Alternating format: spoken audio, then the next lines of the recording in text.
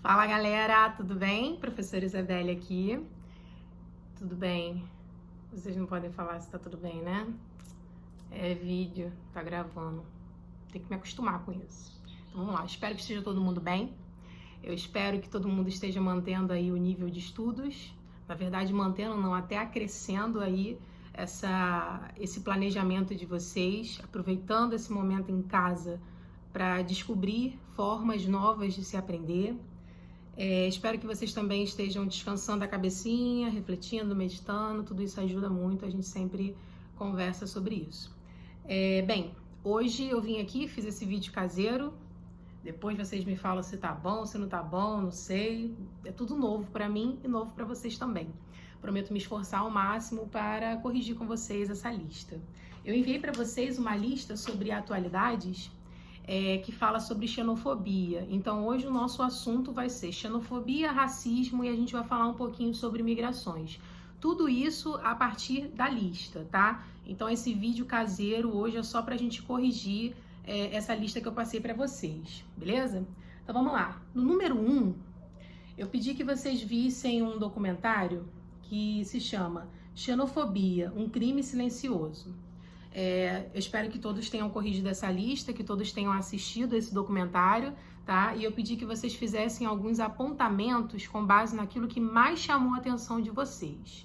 Bem, uma anotação de vocês, é bem subjetiva, e eu tô aqui apenas para dar algumas colocações e orientar vocês de uma forma, digamos que um pouco mais facilitada, né? Como que seria um pensamento essencial, importante, interessante sobre esse documentário, tá? Então, eu queria que vocês estivessem escrito mais ou menos assim. Começando ali a questão dizendo o que é xenofobia, tá? Para poder contextualizar ali a anotação de vocês. Em seguida, vocês poderiam apontar a invisibilidade sofrida pelas vítimas de xenofobia, ou seja, a xenofobia não é um assunto que está todo mundo falando, a gente não está vendo aí muitas matérias em jornais, na verdade o que a gente vê é uma invisibilidade, né? Quando um assunto está em alta, a gente começa a falar sobre ele, por isso que nós estamos trabalhando xenofobia na nossa disciplina de atualidades. Mas a gente sabe que é um crime invisível, ou seja, um crime que a gente não tem o costume de ver, de falar a respeito, até porque nós estamos falando de pessoas que sofrem isso e que são pessoas pobres, que são pessoas menos favorecidas pelo sistema, são pessoas que vêm para o Brasil ou para algum outro país em busca de melhores oportunidades de vida, ou seja, muitas necessidades, muitas carências. São pessoas que muitas das vezes não dominam o idioma local, então elas têm alguma dificuldade de expor, divulgar os seus relatos, tá? Fora essa questão, a gente está tendo alguma certa dificuldade aqui no Brasil de enfrentar essas questões sociais. Então, é um assunto um tanto quanto atual, um tanto quanto polêmico, onde as opiniões, se dividem, tá? Então, seria interessante vocês fazerem essas anotações. Outra anotação que a gente não pode deixar de comentar, que vai fazer já um link com a resposta do número 2. Tá? Então eu vou falar dessa questão que vocês poderiam inserir no número 1, mas ela também já é a resposta do número 2, tá? No número 2 eu pedi que vocês fizessem como se fosse uma interpretação do conceito estranho e estrangeiro, tá? Eu refleti sobre isso com vocês na aula e eu queria que vocês trabalhassem isso no número 2 da seguinte forma. Quem seria o estranho? O estranho é o imigrante que vem de um país subdesenvolvido para um país subdesenvolvido também ou desenvolvido, tá? Ele vai chegar aqui cheio de sonhos, cheio de expectativas, sem muitos recursos e necessitando usufruir ali da educação pública, da saúde pública, das políticas públicas que aquele país possa oferecer para ele. Então, na medida em que ele chega aqui em um país como o Brasil, por exemplo, que é um país subdesenvolvido, cheio de problemas sociais, ele começa a enfrentar a xenofobia. Ele é lido na sociedade como o estranho,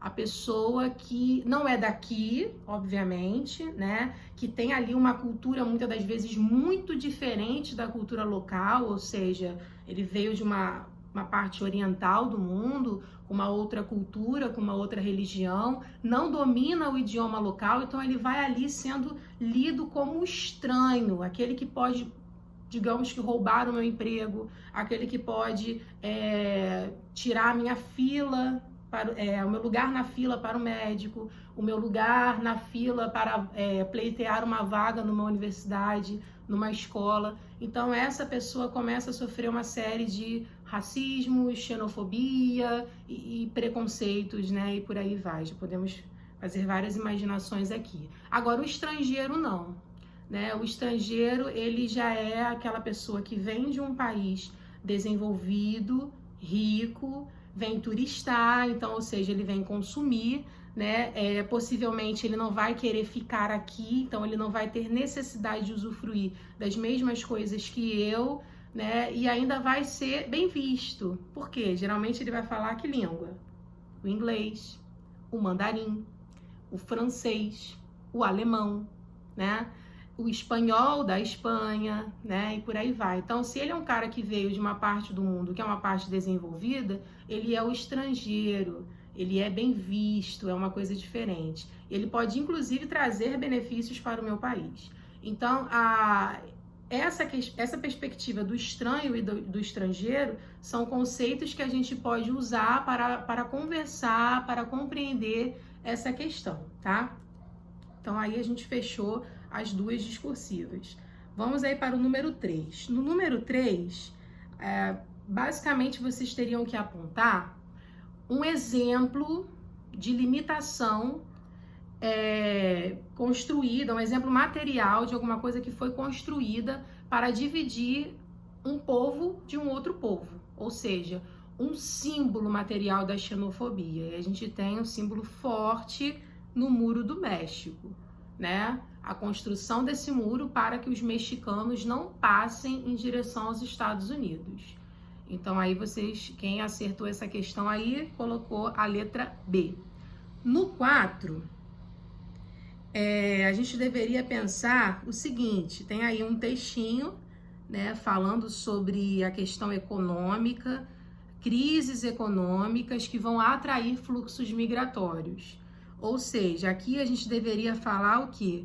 Que há uma grande necessidade de mão de obra de baixo custo, principalmente em países desenvolvidos. Por quê? Esses países desenvolvidos, eles investem muito em educação. Então, a maioria das pessoas tem um curso superior, tem um curso técnico, é uma mão de obra especializada, e aí começa a faltar mão de obra o quê? Para ser babá, para servir mesa, para fazer serviços gerais, para ser diarista, para ser empregada doméstica, porteiro.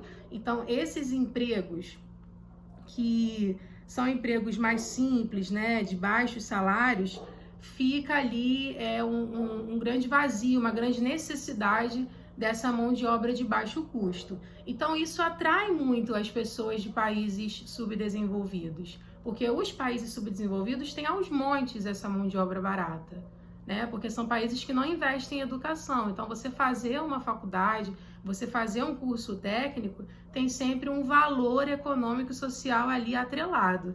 Então, por exemplo, o Brasil, ele tem muita mão de obra de baixo custo, né? E tem uma carência muito grande de mão de obra especializada. Então, o que acontece? Os brasileiros que são mão de obra de baixo custo, geralmente vão para os Estados Unidos ou para países europeus trabalhar em funções mais simples. Ou, muitas das vezes, são pessoas que fizeram faculdade aqui, não conseguiram emprego e vão para lá também exercer essas atividades de baixo custo, tá? Então, aqui, quem colocou a letra E acertou. Isso no número 4. Agora, vamos para o número 5. No número 5, a gente está falando daquilo que chamamos de fuga de cérebros, né? Ou seja, a saída de mão de obra especializada de um país para outros países. Você é, por exemplo, um especialista em robótica, mas você não está conseguindo emprego aqui no Brasil, aí você migra para o Japão. A gente pode chamar isso de fuga de cérebro, porque é uma mão de obra especializada, altamente preparada, que não consegue ter aqui uma boa oportunidade, então ela vai para outro país aonde tem uma necessidade dessa especialização. Então, quem colocou no número 5 a letra D, acertou, tá? Deslocamento em massa de mão de obra especializada para outros países. Agora vamos aí no número 6. No número 6, mais uma vez uma questão sobre economia e migrações, tá? Então, o que a gente precisa pensar? Que a migração internacional, ela é primordialmente estabelecida a partir da necessidade de melhores condições de vida. Então, quem colocou aí a letra E, falando do aumento global do desemprego, que gera miséria nas nações de baixo índice de desenvolvimento humano, e conseguiu compreender de que forma essa miséria e esse desemprego gera uma vontade, um desejo muito grande dessas pessoas irem para países mais desenvolvidos, acertou a questão, tá? Então aí mais uma questão relacionada à busca por melhores condições de vida na perspectiva das migrações. No número 7, todas as afirmativas estão certas, tá? A primeira, o texto aí tá falando sobre o Gilberto Freire, e no caso, Gilberto Freire, para quem não sabe, ele era um antropólogo e ele foi um pioneiro nos estudos sobre os brancos, né? No caso, os senhores da Casa Grande, e a questão da escravidão, ou seja, essa relação entre o branco e o negro escravizado. Então, ele foi um dos primeiros autores a falar sobre isso, e ele tinha um olhar muito romântico sobre a relação entre o senhor da Casa Grande e o escravo, né, da senzala. Então, ele, nas suas primeiras publicações, ele romantizava muito, e aqui no texto está falando para vocês, Casa Grande e Senzala, né? Esse livro, ele romantizou, ele trabalhou uma perspectiva de um bom relacionamento entre o branco e o negro, né? O homem branco cordial, ou seja, o bom senhor, na verdade, né? E o escravo submisso, aquele que aceitava sem resistência alguma aquela relação de escravidão. Isso é um problema muito grande, né? Porque o Gilberto Freire, ele acabou influenciando o mito da democracia racial. Não somente ele, mas ele teve aí a sua contribuição intelectual, científica, na crença de que o Brasil, ele tem a democracia racial. E aí, na segunda afirmação, está trabalhando essa questão do escravo submisso, e na primeira, do bom senhor. As duas estão corretas, tá? Na terceira, está falando sobre as cotas, que é o quê? Uma possibilidade de inserir os negros nas universidades. É uma política pública afirmativa. Então, todas as três estão corretas, tá? Então, a resposta certa é a letra A. No número 8, está falando de novo sobre o Gilberto Freire, mas em uma outra questão, né? O Gilberto Freire, tempos depois que ele fez o livro Casa Grande e Senzala, ele conheceu o Franz Boas, que também é um antropólogo, mas é um antropólogo alemão, que é uma referência na antropologia moderna, e ele contribuiu muito para que o Gilberto Freire abrisse um pouquinho a cabeça dele para pensar a existência de um racismo no Brasil. Então, a partir do momento que o Gilberto Freire tem contato com o Franz Boas, ele pensa assim, pô, realmente existe racismo no Brasil, mas existe sim uma possibilidade de se ter a democracia racial. Então, quem vai influenciar o Gilberto Freire a conseguir perceber a existência do racismo no Brasil é o Franz Boas. Então, a resposta certa da número 8 é a letra B, tá? Quem tiver curiosidade, quiser dar uma intensificada e um foco maior nessa questão do racismo no Brasil, eu vou estar deixando os vídeos aqui no YouTube para vocês, tá? Depois desse vídeo vai ter uns videozinhos abaixo aí no grupo aí para vocês. Agora vamos para o número 9. Então, no número 9, tá falando o quê? Sobre o fato do Brasil ter sido o último país a abolir a escravidão, tá? E aí várias leis foram existindo, né? A Eusébio de Queiroz, que é uma lei, por exemplo, que criminaliza o tráfico negreiro, ela impede que o Brasil trafique pessoas, né, continue traficando negros escravizados, e isso impede a entrada de mão de obra escrava no Brasil.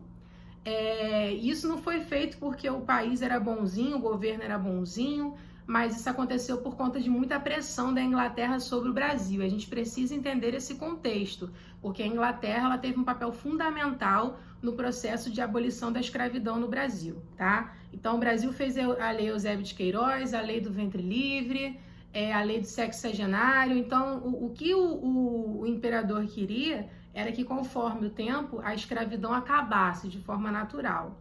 E aí a princesa Isabel vai lá, assina a Lei Áurea, então, ou seja, ela foi muito vulnerável às pressões internacionais, assinou a Lei Áurea e aí aboliu a escravidão. Então, a letra correta, aqui na número 9, é a letra D, né? Que o Brasil figura entre os primeiros países latino-americanos a declarar, por meio de muitas leis, até a promulgação da Lei Áurea, a libertação de seus escravos. A gente vai assinar a alternativa incorreta, ou seja, o Brasil não foi um dos primeiros, ele foi o último país a abolir a escravidão, tá bom? Então agora nós vamos para a nossa última questão. Infelizmente, nosso tempo está acabando. A gente está aí com mais uma questão do Gilberto Freire, tá? E aí eu já acabei antecipando esse gabarito, né, com alguns comentários anteriores, quando eu disse para vocês que o Gilberto Freire, ele pondera a existência do racismo, mas é um cara, assim, digamos que muito otimista. Ele acredita que o Brasil tem, sim, um lado, um ponto, uma característica de ter a democracia racial, ou seja, ele começa falando lá na Casa Grande Senzala que o senhor da Casa Grande e o escravo tinham uma boa relação, no sentido de o senhor era bom e o escravo era submisso, e aí ele começa a receber várias críticas da comunidade científica dizendo que ele estava cometendo preconceito científico. E aí o cara vai lá e começa a ler. E conhece quem? Franz Boas, que é um cara que é a referência na antropologia moderna. E o que ele consegue dizer para o Gilberto Freire? Cara, eu te entendo, é o seu período, é o contexto histórico, né? É o seu lugar de fala. Ele não disse isso, mas a gente poderia usar aqui na atualidade. É o lugar de fala ao qual ele estava inserido e por isso ele não percebeu as dinâmicas entre raça e preconceito, né? Ele não falou de racismo, mas você deveria repensar essa questão, porque nem todas as pessoas, nem todos os brancos e os negros tinham um bom relacionamento. Então, as ideias de Franz Boas conseguem mudar um pouquinho a cabeça do Gilberto Freire. E ele diz o quê? Ok, existe sim racismo no Brasil, mas existe também uma democracia racial ou um processo tá? Então a gente fica aqui com a nossa lista sobre xenofobia, migrações e racismo. Aguardo vocês no nosso próximo vídeo. Muito foco, muita energia. Cuidem-se muito bem, fiquem em casa e qualquer coisa eu estou aqui. Um beijo e um abraço carinhoso em cada um de vocês. Tchau, tchau.